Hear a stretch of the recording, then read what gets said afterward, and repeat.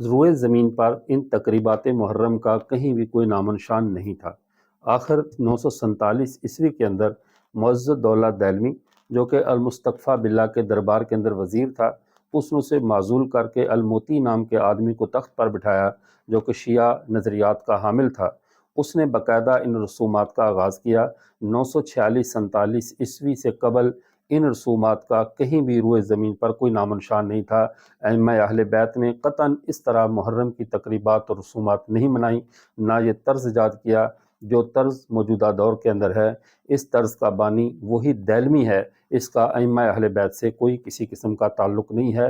یہی وجہ ہے کہ اہل تشیع کا لٹریچر بھی قدیم ائمہ سے ایسی کوئی روایت لانے سے قاصر ہے جس میں اس طرح کے نظام کو، اس طرح کے پیٹنے اور اس طرح کے جو طرز عمل کو عبادت قرار دیا گیا ہو، تو سراسر اس کا بانی دہلوی ہے، ائمہ اہل بیت نہیں ہے۔